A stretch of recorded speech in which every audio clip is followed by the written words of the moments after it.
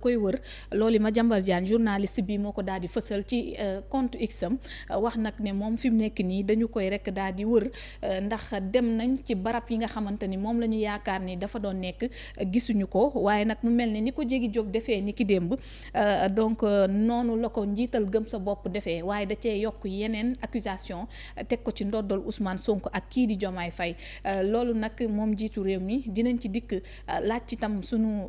xam-xamu invité waaye dañuy déglu Bougane Gueye ndax moom def na sànq jàkkaarloo ak askan wi ci à travers sa page Facebook ñu déglu ko bu dee papalaay mbir yi noppi na rek ndax moom indi na ay leeral bu baax ci li nga xamante ni moom mooy situation actuelle bi.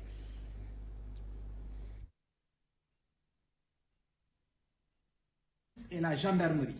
la justice en général, pour régler des problèmes politiques. Ousmane Sonko, vous manquez de courage. Man Bougane bi boo nga xam ne duma kuy daw duma ku ñuy wër man Bougane Gueye heure boo ma soxlaa yónneel say buum bu ñu ñëwee bu ñu ma fi fekkul nañu fi bàyyi convocation heure bu ñu ma bàyyilee convocation dinaa dem wuy ji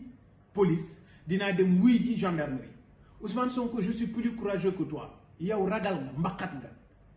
man kenn du ma jox convocation may woo ay jeunes naan leen kaay servir leen ma de bouclier. Je ne ferai jamais ça. réew mi dama fi am ay responsabilité te musuma politique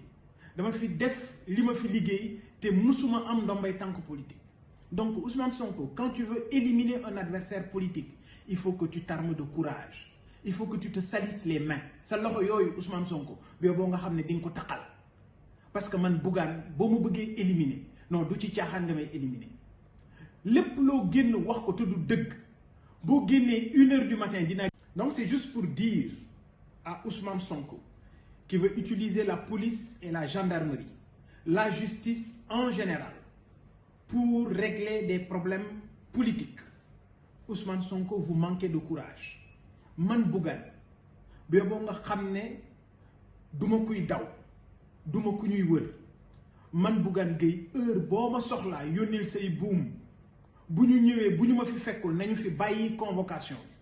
heure bu ñu ma bàyyilee convocation dinaa dem wuy ji police dinaa dem wuy ji gendarmerie. Ousmane Sonko. jërëjëf kon mi ngi noonu Pape Ahmadou gis nañu démb nii la Jégi Jóob defoon parce que dañu lancé woon ay recherche ne fu ñu leen gis quand même nañu leen yëglu loolu ci cas sax Jégi Jóob la waaye ki nga xamante ni moom moo di Bougane gis nañ sa posture xamaguñu carrément lan moo waral nag ñu soxla ko waaye ci yan cas tey la yoon mën a toll wala ñi nga xamante ni takk der yi ba mën a wër nit ndax bu ñu dégloo ñii dafa mel ni dañuy lancer ay notes yoo xamante ni daanaka lañ cay junj dëgg amul. waaw xam nga par rapport à cette situation factuelle je crois que Aïda Mbène il va falloir que Sénégalais yi comprendre benn affaire. képp koo xamante ne ni autorité judiciaire yi wala boog les officiers de police judiciaire en la matière parce que ñoom ñooy enclencher des poursuites képp koo xamante ne autorité policière yi. en quelque sorte on les appelle les OPJ les officiers de police judiciaire. lancé nañ tey jii nii kat des mandats d'arrestation à votre encontre rek. mën nañoo présumer parce que phase de présomption lañ toll on n'a pas encore les éléments du dossier pour comprendre si yan cas la lañ bëgg a toppee yan infraction lañ def. donc képp koo xamante ne tey jii lancé nañ ay mandats d'arrestation contre yow rek c'est parce que njortu nañ ne il y a des indices. wala tey jii nii ay xeetu ñaawteef yoo xamante ne constaté nañ ne def nga ko ba tax na tey jii ñoom lii seen responsabilité mooy les officiers de police judiciaire mooy constater ay infractions. arrêté ñi nga xamante ne ñoom ñoo loolu infraction yooyu noonu. auditionner leen par rapport à ces infractions bu fekkente ne par exemple laaj na ñu transférer leen ki nga xam ne moom mooy seen njiit mooy le procureur de la République parce que les officiers de police judiciaire il ne faut pas perdre de vue que ñoom dañuy agir sous la direction du procureur de la République procureur de la République moom mooy seen patron. D'accord. Donc lépp lu ñuy def dañuy renseigner ki nga xamante ne moom mooy le procureur de la République bi nga xam ne moom mooy seen patron ci li nga xam ne moom mooy procédure pénale mais au-delà de cet aspect là moi je comprends pas en tout cas la posture de Bougane.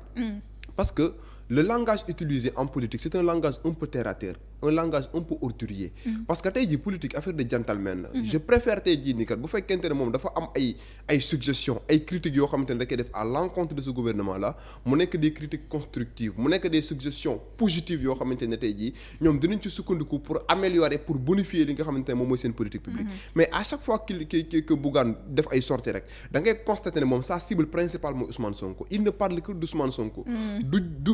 baaraam ay faits c'est-à-dire du critiquer ay faits yoo xamante ne nii mais toujours il nous parle de Ousmane Sonko moo nekk derrière ceci derrière cela Ousmane Sonko n'est pas le ministre de la justice Ousmane Sonko n'est pas le procureur de la République Ousmane Sonko c'est le premier ministre boo xamante ne ni moom mooy coordonner l'action du gouvernement à partir du moment où présentement il y a des mandats d'arrestation qui ont été lancés à son encontre on peut présumer que les officiers de police judiciaire c'est parce que am na lenn loo xamante ne tey jii nii ay indices yoo xamante ne mi ngi peser ci ki nga xamante ne moom mooy Bougane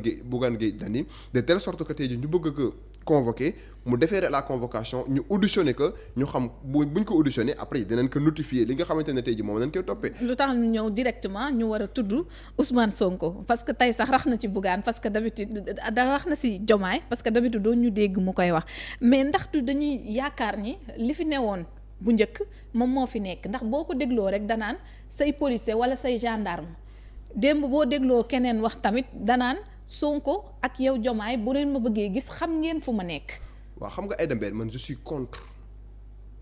des arrestations politiques à tout bout de champ en tant que juriste. parce que man li ma gëm mooy comme ni ñu ko jàngale ci procédure pénale la liberté moom mooy le principe l'exception la détention nit ki li koy yóbbu kaso.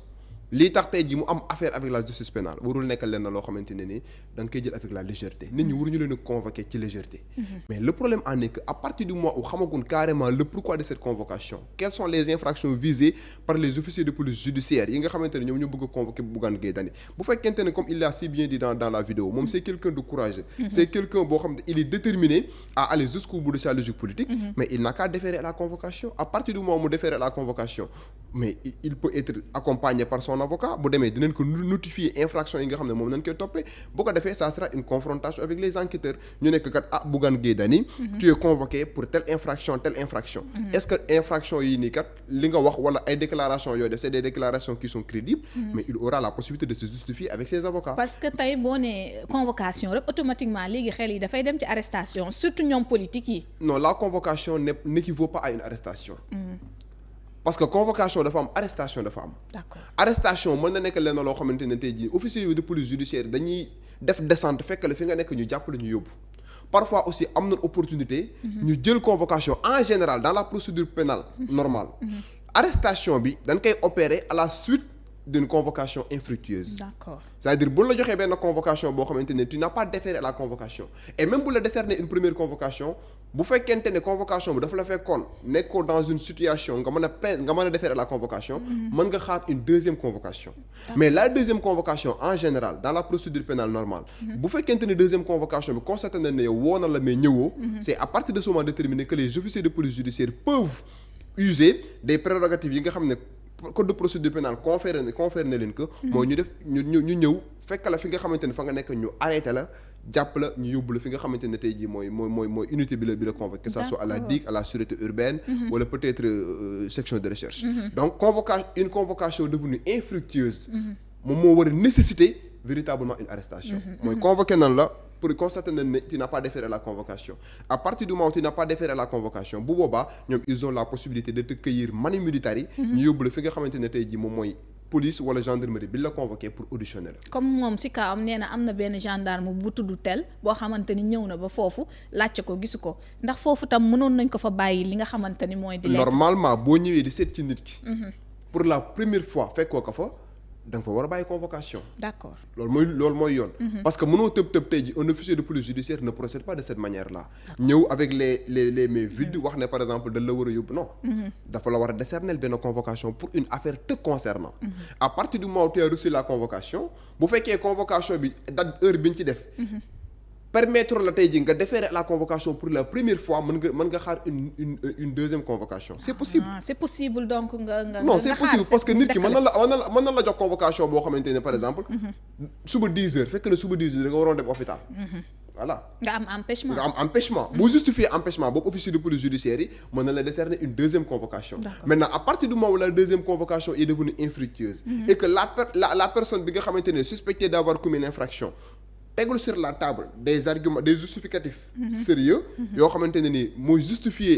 le pourquoi il n'a pas déféré en tout cas à la convocation. C'est à partir de ce moment déterminé que les officiers de police judiciaire peuvent en tirer toutes les conséquences de droit. En quoi faisant ñu venir nag procéder ak li nga xamante ne moom mooy arrestation. Alors ci kaw Bougane kon mën nañu tam soulever deux parties comme ni ñu ko waxee léegi même su fekkee y a la justice c'est beaucoup plus politisé si on l'entend parler tey bu ñuy xool déclaration bi nga xamante ne moom la def. À ce stade de la procédure Aïda Mbène je ne peux pas parler d'une justice politisée parce que à partir du moment où le dossier en tout cas n'est pas encore enclenché on n'a pas des éléments assez suffisants en tout cas pour fonder suñu analyse ci ban infraction dañ koy toppee lan la wax loo xam ne war nañ ko ci mën a toppee mais il ne faut pas aussi perdre de vue que Bougane Gueye Dany ces derniers temps là day def ay sorties intempestives yoo xamante ne parfois di jeter l'opprobre di jeter l'anathème ci li nga xamante ne moom mooy le gouvernement et plus principalement sur la personne de Ousmane Sonko des attaques injustifiées parfois aussi mu wax ba dugg ci ay dossiers yoo xamante ne c'est des dossiers en cours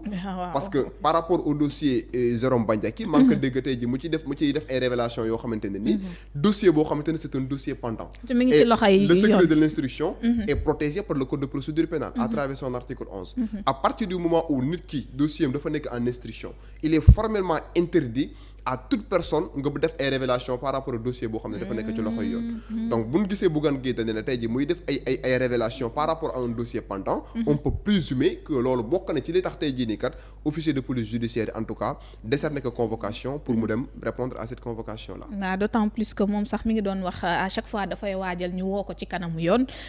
ba xawoon na sax junj lu ñu mel alors ci keneen tamit justice bi ndax buñ ko waxee moom mooy li fi gën a fës mu di Cheikh Yérim Seck